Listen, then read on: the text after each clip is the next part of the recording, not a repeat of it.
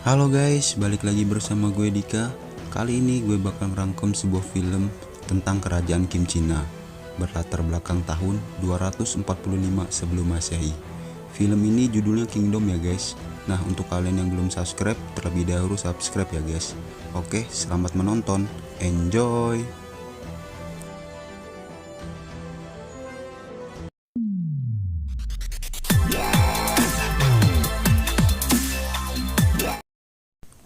Pada awal film, kita diperlihatkan budak kecil yang bernama Shin. Dia melihat Jenderal Langit dan pasukannya.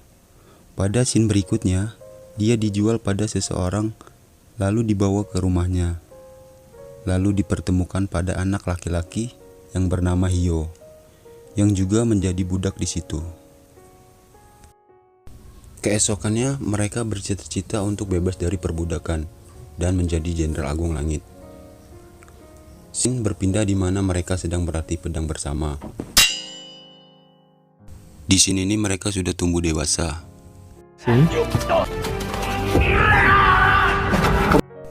Kemudian ada orang datang dan Shin dipukul jatuh. Orang itu bernama Jenderal Chang. Dan kemudian Jenderal Chang ada di rumah mereka berdua dan meminta pemilik lahan untuk membebaskan Hyo karena akan diajak untuk bekerja di istana. Shin tidak diajak karena ada maksud tersembunyi dari Jenderal Chang. Malam harinya Hyo bertekad bulat untuk berangkat dan mereka pun berpisah. Selanjutnya Shin pun berlatih keras untuk bisa menyusul Hyo ke istana. Itu guys, dan mengejar impian mereka menjadi Jenderal Langit. Shin pun berlatih keras sampai akhirnya dia dapat menusuk pedang kayunya ke batu. Pada malam hari, Shin pun terbangun kaget karena mendengar suara. Ketika ia membuka pintu, ternyata itu Hyo yang sudah terluka parah. Kemudian Hyo meminta tolong agar Shin mengikuti peta yang dibuat oleh Hyo. Hyo meminta Shin agar tetap menjaga cita-citanya menjadi Jenderal Langit. Dia juga memberitahu bahwa di istana telah terjadi pemberontakan oleh adik Raja Qin. Kemudian Hyo pun tewas. Kemudian Shin berangkat menuju peta yang diberikan oleh Hyo. Di rumahnya tentara datang, memeriksa Hyo yang sudah mati dan jenderalnya membunuh semua orang yang melihat kejadian itu. Next, di tempat lain, Shin dicegat oleh bandit gunung. Tetapi Shin dengan mudah mengalahkan mereka semua. Kemudian ia berlari dan sampai di sebuah gubuk. Kemudian ia masuk dan terkejut melihat orang berwajah mirip dengan Hyo ada di dalam gubuk. Tiba-tiba gubuk diserang oleh pembunuh bayaran, dan awalnya mereka dikalahkan dengan mudah. Shin tiba-tiba berteriak karena mengerti bahwa Hyo temannya mati karena menyamar menjadi Raja Qin. Jadi mereka berdua itu mirip gitu guys. Makanya tadi Jenderal Chang Wen cuma ngebebasin dan membawa Hyo ke istana gitu guys. Kemudian Shin menyerang pembunuh itu tapi dikalahkan lagi. Kemudian Shin bangkit lagi karena dendamnya. Menyerang lagi pembunuh itu dan akhirnya mampu mengalahkan pembunuh itu. Kemudian Raja Qin langsung membunuh orang itu. Kemudian Raja Qin teringat perkataan Hyo sebelumnya. Jika Hyo mati, carilah temannya yang bernama Shin, karena dia memiliki semangat yang sangat tinggi. Shin melihat desa mereka yang telah dibakar dan mereka harus menemukan jalan lain. Tiba-tiba ada orang berpakaian aneh muncul dan menawarkan bantuan menemukan jalan melewati jalur rahasia. Ternyata dia adalah perempuan muda yang bernama Diao. Mereka lanjut berjalan melalui gua. Raja Qin bercerita bahwa dia tidak mempunyai kemampuan apa-apa untuk memberhentikan pemberontakan adiknya. Dan kebetulan sewaktu Jenderal Chang Wen berjalan, dia ketemu orang yang sangat mirip dengan Raja Qin, yaitu si Hyo guys. Raja Qin memberi pilihan kepada Shin untuk membantu dia atau pergi. Kemudian Shin dan Diao memilih untuk membantu sang raja merebut tahta kembali, dan tujuannya juga menjadi jenderal besar bersama. Di istana, adik Raja Qin kesal dengan kegagalan para pejabatnya, dan kemudian pejabatnya mengutus pembunuh lain untuk mengejar Raja Qin. Tiba-tiba ada seorang yang datang. Dia adalah Jenderal Besar Wang Yi yang datang membawa hadiah. Hadiah itu berupa kepala dari Jenderal Chang Wen. Dan dia meminta tanah Jenderal Chang Wen untuk dirinya sendiri. Kemudian Jenderal Besar itu pun pergi. Scene berpindah di mana Raja Qin dan lainnya sedang berjalan. tiba-tiba diserang dengan tuluk oleh pembunuh. Shin maju melindungi Raja Qin. Ternyata si pembunuh ini memiliki kungfu yang sangat hebat. Mereka pun bertarung. Shin juga kewalahan untuk mengalahkannya. Dan akhirnya ia menemukan cara untuk mengalahkannya. Kemudian berhasil membunuhnya. Tapi pembunuh itu sempat menembakkan tuluk ke badan Shin. Dan akhirnya Shin pun terjatuh. Shin pun terbangun sudah berada di sebuah pondok yang dibangun untuk kediaman Raja musim panas. Raja Qin bercerita tentang Hyo. Ternyata Hyo merasa sangat terhormat untuk bekerja dan menyamar sebagai Raja Qin meskipun dia harus tewas. Seketika itu ada orang yang berdiri di depan pondok. Kemudian mereka masuk. Ternyata mereka adalah tentara yang masih setia sama Raja Qin. Dan Jenderal Chang Wen juga masih hidup. Lah kok bisa? Nanti gue ceritain di akhir-akhir film ya guys. Lanjut, di Istana Qin, adik Raja Qin memeriksa kesiapan pasukan perangnya yang berjumlah 8.000 pasukan. Bisa dilihat di sini ya guys. Lalu adik Raja Qin memanggil salah satu jenderalnya. Dia dipuji-puji dan langsung dibunuh dengan dibenturkan kepalanya ke tembok oleh makhluk besar yang bernama Langkai. Nah, di sini nih dia menunjukkan kebengisannya ya guys. Kembali ke pondok, Raja Qin memimpin rapat dan Jenderal Chang menceritakan bagaimana dia dan pasukannya bisa lolos dari kejaran pasukan Jenderal besar Wang Qi.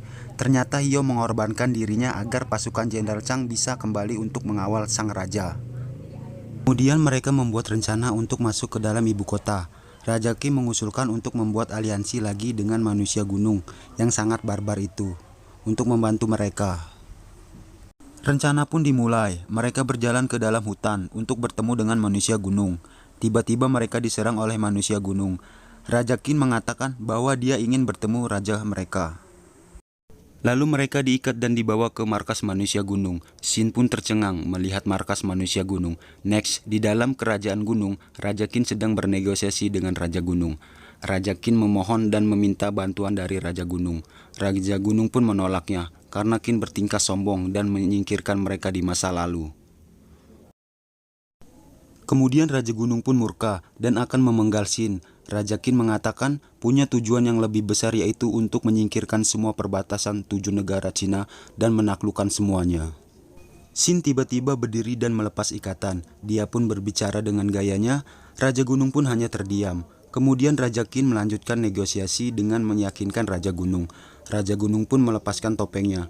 Dan dia ternyata adalah wanita yang sangat cantik dan mulus. Lanjut, mereka pun setuju untuk bergabung dengan Raja Qin. Dengan yel-yel perang mereka, kemudian mereka menyusun rencana untuk menyerang ibu kota dengan 3.000 pasukan dan akan berhadapan dengan 80.000 pasukan. Mereka pun tiba di depan gerbang istana. Berita dilaporkan ke adik Raja Qin.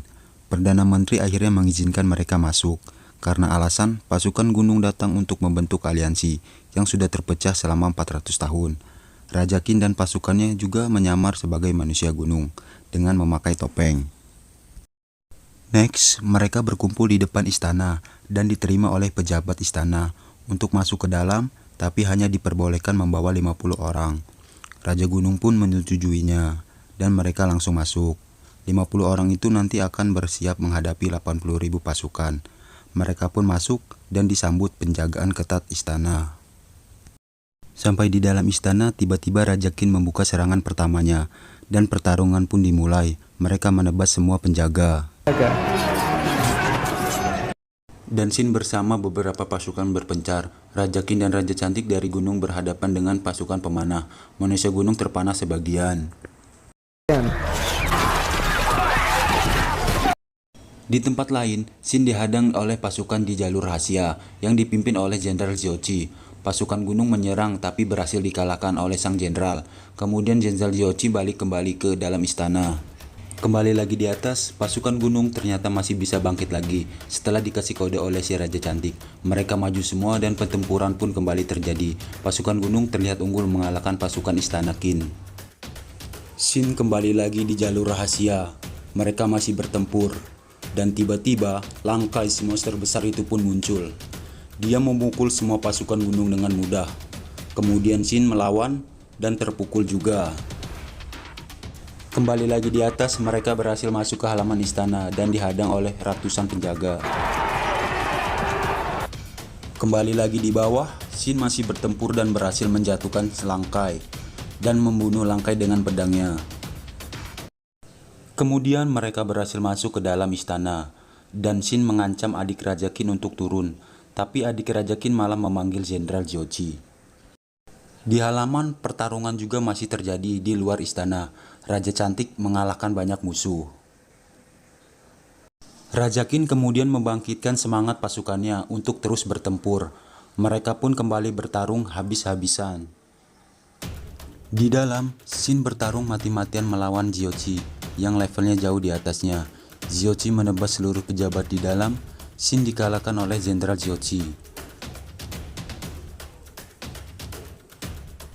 Kemudian dia bangkit menyerang Zhuoqi dan berhasil menjatuhkannya. Zhuoqi bangkit kembali, lalu Shin menggunakan jurus pedangnya. Dan dia melompat menusukkan pedangnya ke badan Zhuoqi. Dan akhirnya Zhuoqi pun tewas. Di depan pertempuran pun masih terjadi. Kemudian adik Raja Qin keluar ke halaman karena lari dari dalam. Raja Qin pun berhadapan dengan adiknya dan langsung menebas tangannya. Ternyata lemah sekali dia guys. Lalu dia dihukum dengan dipukuli bertubi-tubi oleh kakaknya sampai tewas. Shin dan yang lainnya juga keluar. Raja Gunung juga menyaksikannya. Jenderal Wang Xin akan menyerang Raja Qin kembali karena nantinya dia juga bakal dieksekusi. Tiba-tiba pasukan Wang Qi datang dan datanglah si Lubu 7 negara ini. Dan inilah guys penampakan aslinya. Semua tertegun pada kedatangannya. Kemudian dia datang ke arah raja dan memberikan pertanyaan kepada Raja Qin tentang langkah berikutnya.